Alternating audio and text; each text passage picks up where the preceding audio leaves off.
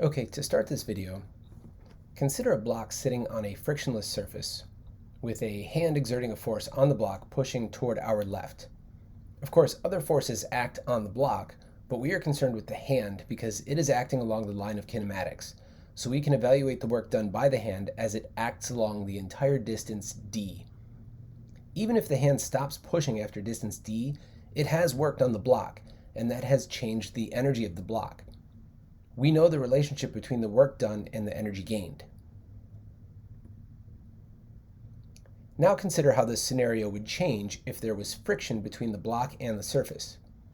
Both the hand and the friction are forces acting along the line of kinematics and working on the box, but the friction does negative work as the block moves to the left. So if the hand stops pushing after distance d, and if the block were to stop moving some very small negligible amount of time after that, essentially also at distance d, then the block has no kinetic energy before the motion and none after the motion, for a total of no net work done on the block. The hand did apply a force and did perform work, which means energy was in fact given to the system. So it must have gone somewhere.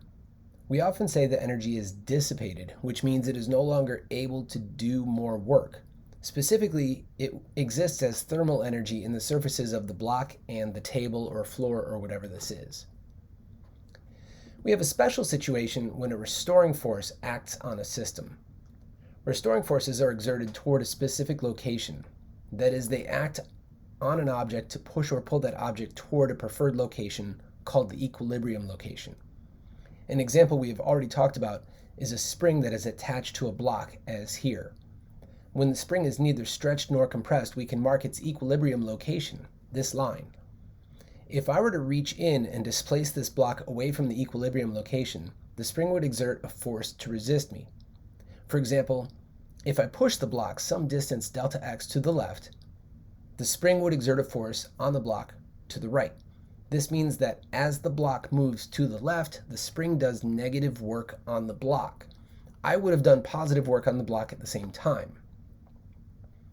Note, just like with the friction example, I did positive work on the block, but zero net work was done because another force was working against me simultaneously. The spring is compressed, but now the block has zero kinetic energy. The difference is that in this situation, unlike with the friction, the energy I added to the system is not dissipated. The spring is storing the energy I added. And if I suddenly remove my hand, the spring will do work on the block to push the block back to the equilibrium location. By working on the block, the spring will give the block kinetic energy. A spring that has been either compressed or stretched is said to store energy equivalent to the amount of work that was done to either compress or stretch the spring. When we say it stores energy, we mean that it has that energy temporarily and can give it back by doing work. Of course, if my hand is removed and the spring pushes the block to the right for the entire distance delta x, then the block has kinetic energy when it gets to the equilibrium location. And instead of stopping there, it would overshoot, again, if the spring is attached to the block, as I said at the beginning. The spring would then, as it stretches, it would do work to remove the kinetic energy. It would do negative work to remove the kinetic energy and bring the block to a stop. Rather than continually talking about the spring doing work, sometimes positive and sometimes negative, it is useful to define a term called potential energy. Every type of restoring force has a corresponding potential energy, and every type of potential energy has a corresponding force. Each potential energy has its own equation. This is the equation for the energy stored in a spring, where K is the spring constant from Hooke's law. X is the distance that the spring has been stretched or compressed from equilibrium, which we've called delta L in the past. You can call it delta L or you can call it delta X. Here they're calling it X. And then that little plus constant is something we will usually ignore. If you'd like to know more about why OpenStax included it, please be sure to read the chapter on potential energy. Work done against the gravitational force can be considered to be stored in the gravitational field. That means that when you raise something up to a higher location, not only is the lifting force doing work on the object, but gravity is working as well. The work by the gravitational force would be negative as the object moves upward, and positive when the object moves downward. This is analogous to the work being done by the spring, which changes sign from positive to negative as the object moves back and forth. The equation for the gravitational potential energy is shown here, where big G is a given value, the gravitational constant of the metric system. M subscript E is the mass of the planet Earth. Small m is the mass of your object that you are lifting up or lowering in any given problem, and r in the denominator is the distance from the center of the planet to the center of the object that you are discussing. There's a negative sign in this equation because gravitational potential energy is defined as zero when two masses are infinitely far apart. This has to be done because kinetic energy cannot be negative. If that's unclear, an example in class will help, so I can do that.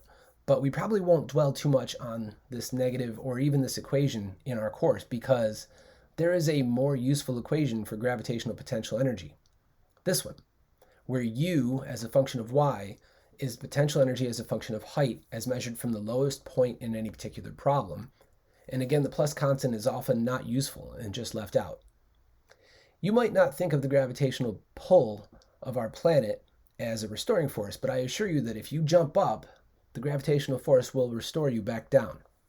Go ahead, try it. The preferred location is the equilibrium location, the center of the planet. If your center of mass were right there, you would not fall. And falling is the means by which the gravitational field does work on you and gives you kinetic energy. The amount of kinetic energy it can give you is calculated by equation 8.5 here, or by equation 13.4 if you are far above the planet's surface, or I suppose if you are far beneath it. If you could jump into a one-dimensional tube like the one shown here, passing all the way through the planet, you would oscillate along its length just like a mass on a spring, because that equilibrium position along that tube would be where that red dot is. As I said earlier, every type of restoring force has a corresponding potential energy, and every type of potential energy has a corresponding force. Each different potential energy has its own equation. This definitely applies to forces that you might not have thought of as being restoring forces, like gravity and electricity. And it means that you can't just say a system has potential energy without telling me what kind. That's a habit a lot of people get into if you've worked with potential energy and kinetic energy during previous courses.